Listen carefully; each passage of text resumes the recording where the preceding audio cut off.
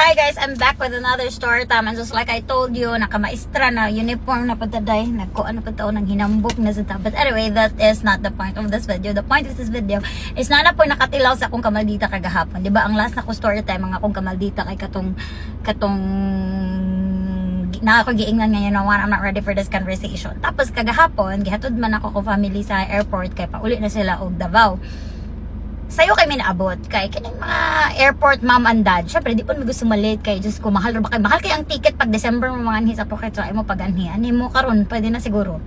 Anyway, taas kay ang pila na abot mi didto mga around 4:30 unya mag-open ang gate 5:50. Sa ka oras sobra pa. So, syempre na naman mi didto nagpila na lang mi. Na toy taga Davao pod na nauna sa amuha. So, I mean, chika naman sila so baby murag ana na to siya chika-chika and all. So, katong nanagan ang tao na nasa likod, daghan na pila, and blah blah blah. Tapos palit ko kape sa Starbucks. Pagbalik na ako, niya kong pinsan nga, naay tulo ka lalaki nga nagsingit. Ano siya, ate, ana siya ba, di man to mutingog tong bata ato. Unya, ako, kauli-una kay ko kay gubot ang balay, daghan kay kong trabaho, magtrabaho na lagi ko today, so daghan kong i-prepare. So, ato ko sa tubangan. Ano ba ko naka-heels pa ko, ato ko sa tubangan. Ano ko, excuse me, are you in business class? Ano ang lalaki, no? The line is at the back. Ano siya, pardon? The line is at the back. Is this good? Yes, the line is at the back. Siya, oh, I'm sorry, tulo sila kabuok. O niya, kataonan kayo kay analyze ko. We've been, the line is at the back. We've been here for an hour. It will be so unfair.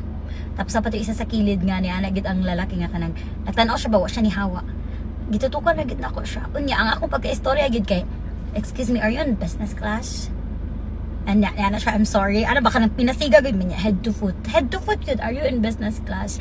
Tapos wala to na ako napansin siya pinilakaw na lalaki. Napansin na nako mga tao na nanaw days ako.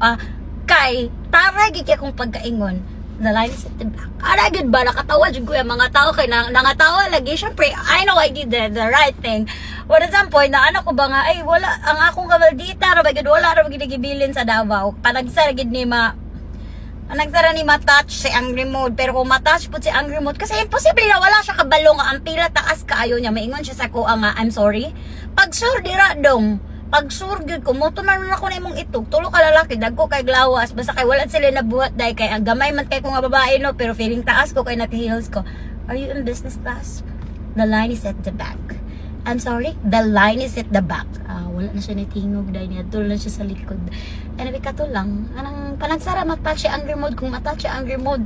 So na kami na-realize nga maldita good ko guys. Maldita good ko kay I could have been nicer. Pero, imposible wala siya kakita sa pila. Imposible yun. Imposible. Anyway, have a